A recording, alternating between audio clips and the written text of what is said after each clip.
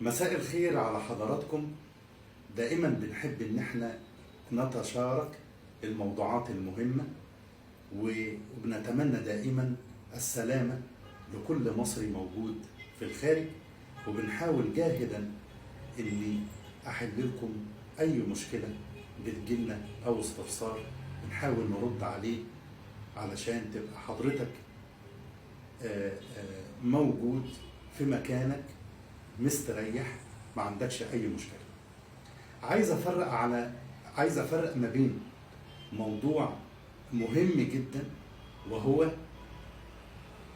المصري بالخارج لما يكون عليه حكم غيابي هل بيعد عليه التقادم ولا لا؟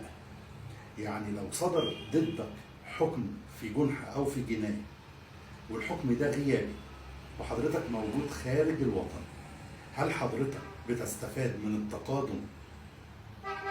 يعني بتستفاد من الانقضاء او بتستفاد من السقوط، ولا لازم تكون متواجد داخل مصر؟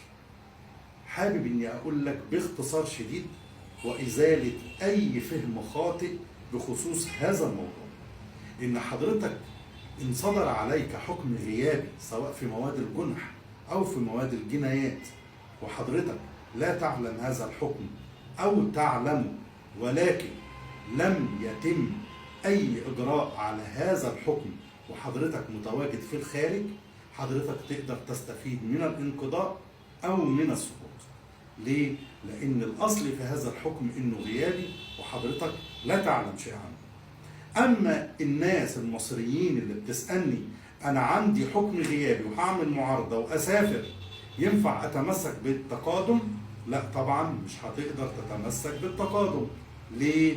لان احنا بنتكلم عن ان عليك حكم غيابي، الاصل فيه انه غيابي وان حضرتك لا تعلم. معنى انك عملت عليه اجراء قانوني معناه انك علمت بهذا الحكم، وبتكلم عن الاجراء سواء تم عن طريق حضرتك او عن طريق محامي حضرتك، يستوي الاثنين امام القانون، وهو اتخاذ الاجراءات القانونية الجنائية بالفعل.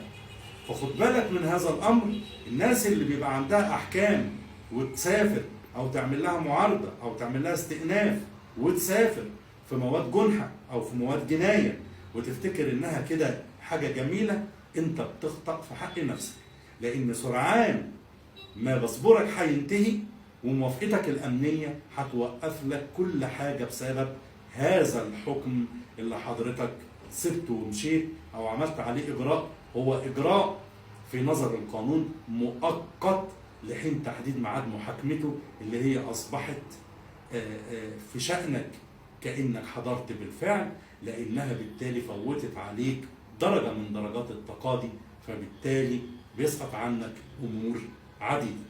خد بالك ايها المصري الاخ والصديق الموجود بالخارج، خد بالك من الامور اللي انا بوضحها لك علشان بعد كده ما تحتارش ابدا وربنا ما يحيركم ابدا، واشوفكم